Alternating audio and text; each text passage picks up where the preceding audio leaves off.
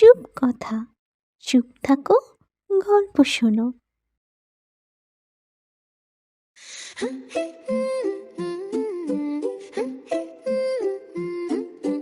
কেউ বলে হাঁটু, কেউ বলে পিঠ, কেউ বলে দুঃখে মনটাই ফিট।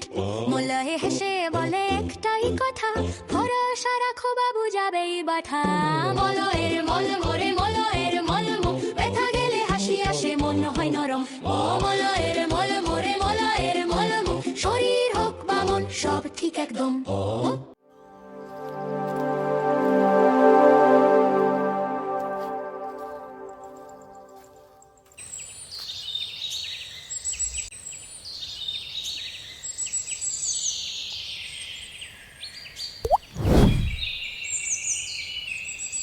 খুড়ো, তুমি একটু আগে বললে অভিশাপ এখনো কাটেনি, কিন্তু তুমি এসব জানলে কি করে?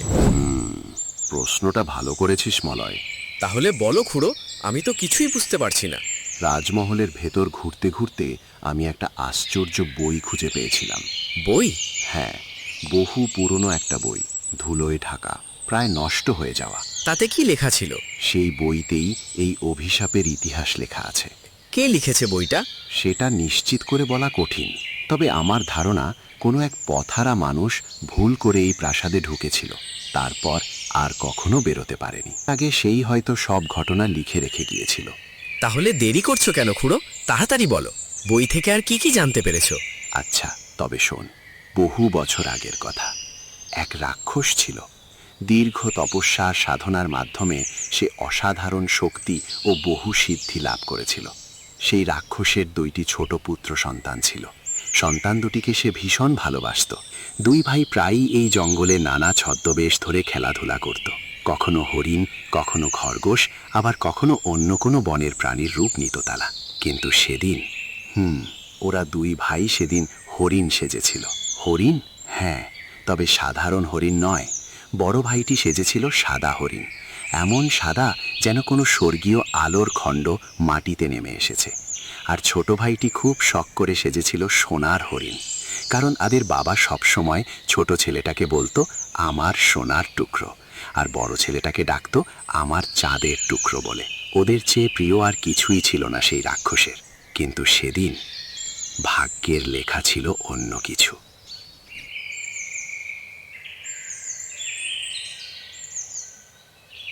ভাই, জানিস তোর এই রূপটাই আমার সবচেয়ে প্রিয়। হ্যাঁ ভাই, আমার কাছেও তোকে এই রূপে খুব সুন্দর লাগে। আজকে কোন দিকে যাবি রে? চল দক্ষিণের দিকে যাই, চল।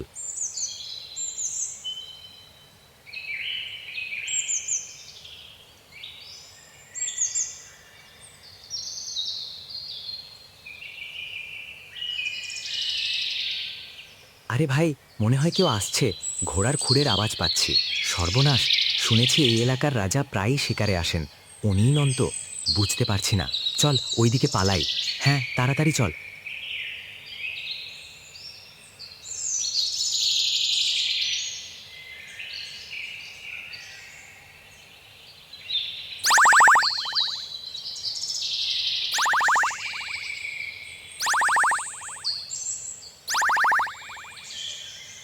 কি হলো খুড়ো, থামলে যে? আরে সেদিন কি হয়েছিল? সেদিন যা হয়েছিল তা খুবই করুণ মলয়। তোর মহারাজ সেদিন লোভের ফাঁদে পড়ে এক পাপ করে ফেলেছিলেন। লোভ? পাপ? কি হয়েছিল বলো তো? তবে শোন, ওই 2 ভাইয়ের সুন্দর হরিণ রূপ দেখে মহারাজের চোখে লোভ চকচক করে ওঠে।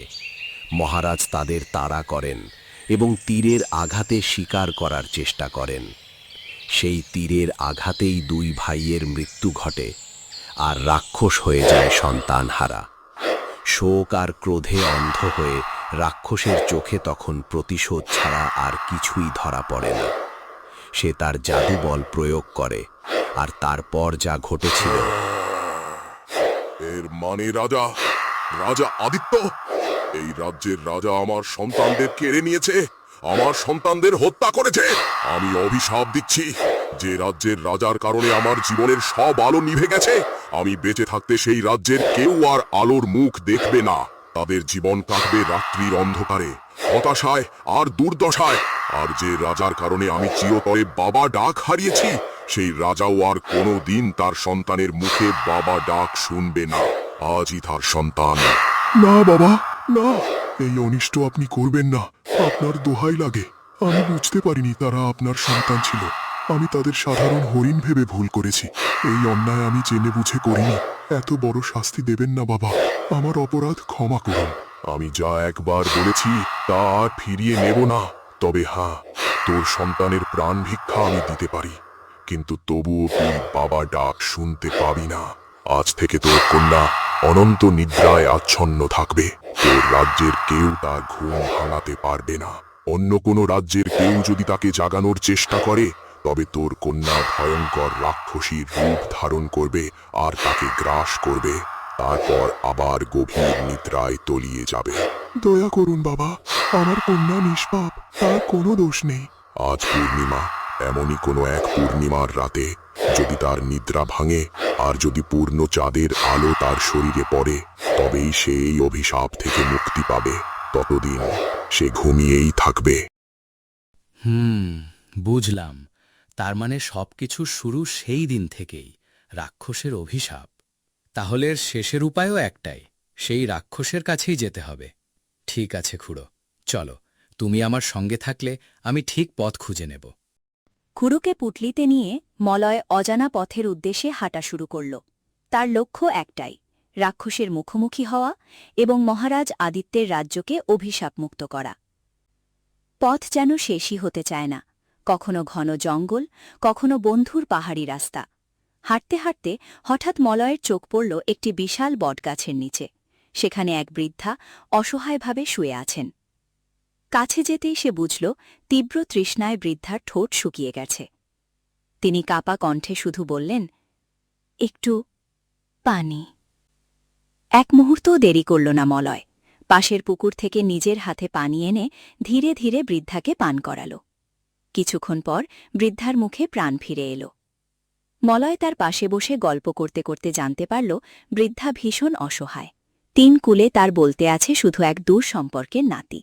সেই নাতির সঙ্গেই তিনি অন্য এক গ্রামে যাচ্ছিলেন। পথে বৃদ্ধার খুব ক্ষুধা লাগায় নাতি তাকে গাছের নিচে বসিয়ে খাবারের খোঁজে গ্রামে গেছে। সব শুনে মলয়ের মনটা ভারী হয়ে গেল।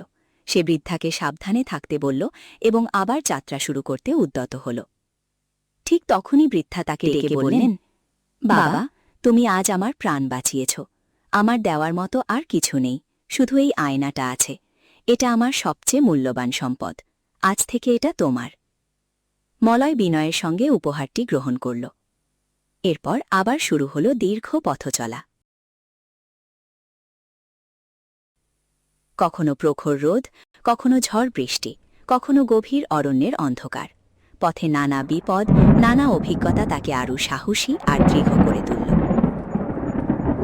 অবশেষে বহুদিনের যাত্রা শেষে মলয় পৌঁছে গেল এক রহস্যময় পাহাড়ের চূড়ায়। চারদিকে অদ্ভুত নীরবতা। বাতাসে যেন এক অজানা শক্তির উপস্থিতি। পাহাড়ের মাঝখানে বিশাল এক কালো পাথরের ওপর পদ্মাসনে বসে গভীর ধ্যানে মগ্ন ছিল সেই ভয়ঙ্কর রাক্ষস।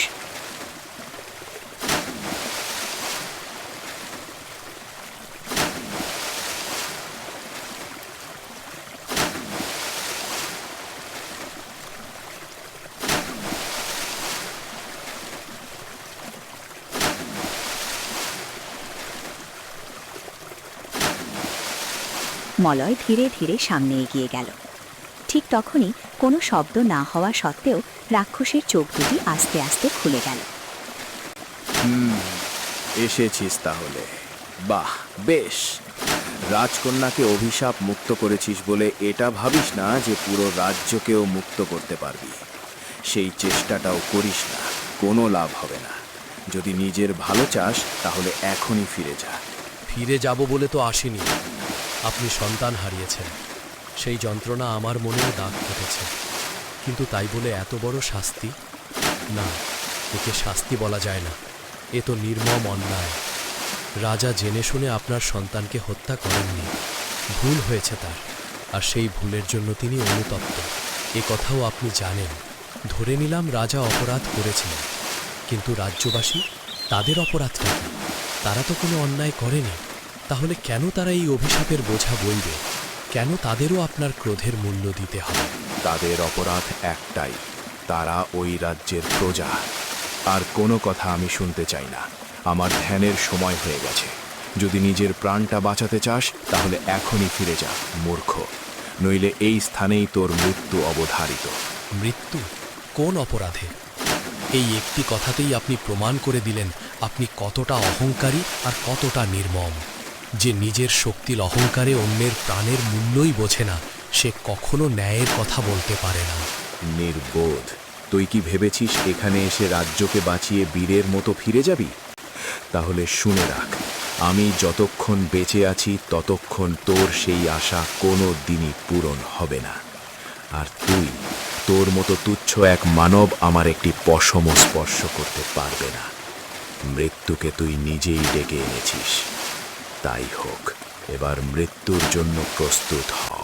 আমি মৃত্যুকে ভয় পাই না, কারণ আমি জানি অন্যায়ের সামনে মাথা নত করে বেঁচে থাকার চেয়ে ন্যায়ের জন্য লড়ে মৃত্যুবরণ করা অনেক বেশি সম্মানের। আজ আমি একা এসেছি ঠিকই, কিন্তু আমার সঙ্গে আছে এই রাজ্যের প্রতিটি নিরপরাধ মানুষের আর্তনাদ, প্রতিটি শিশুর কান্না, প্রতিটি মায়ের অভিশাপ। আপনি ভাবছেন শক্তিই সবকিছু, কিন্তু ইতিহাস সাক্ষী অহংকারের পতন একদিন না একদিন হবেই। আজ আমি জিতি বা হারি, আপনার অন্যায়ের শেষ আজ থেকেই শুরু। ধৃষ্ট মানব, শেষবারের মতো সতর্ক করছি, এখনো ফিরে যা, নইলে এই গুহাই হবে তোর শেষ আশ্রয়। না, আজ আর ফিরে যাওয়ার পথ নেই। হয় আজ এই অভিশাপের অবসান হবে, নয়তো আমার জীবনের। কিন্তু মনে রাখবেন, অন্যায় যত শক্তিশালী হোক, ন্যায়ের সামনে একদিন তাকে মাথা নত করতেই হয়।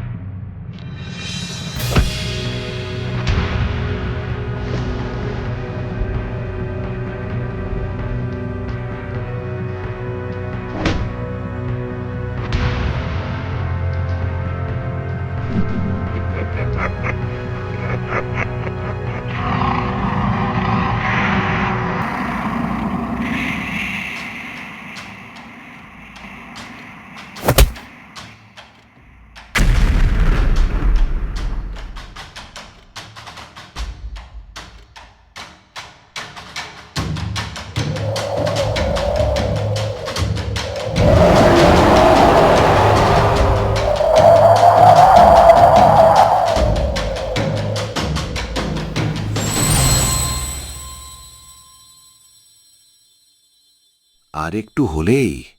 মাথাটা এগো, দেখি কি আছে তোর মাথায়। আরে আহাম্মক, শক্তিতে তুই কোনো দিনই পারবি না রে, তুই মরবি। বরং বুদ্ধি দিয়ে হারাতে হবে, চল।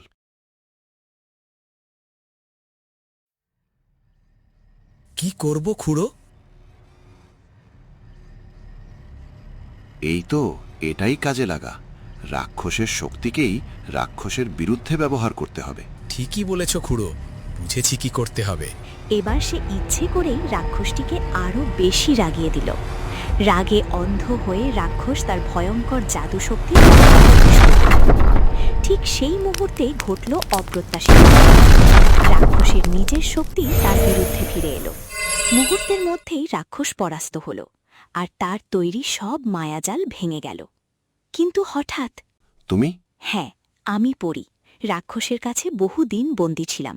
তুমি আমাকে মুক্ত করেছ বন্ধু। এরপর পরী আর মলয়ের মধ্যে গড়ে উঠল এক গভীর বন্ধুত্ব। পরী তার জাদুর ডানায় মলয়কে পুরো রাজ্য ঘুরিয়ে দেখালো, তারপর নিরাপদে তাকে তার বাড়িতে পৌঁছে দিল। আর এভাবেই নিজের বুদ্ধি, সাহস এবং খুড়োর পরামর্শে মলয় রাজা আদিত্য ও তার সমগ্র রাজ্যকে অভিশাপ মুক্ত করল। শুরু হলো এক নতুন অধ্যায়।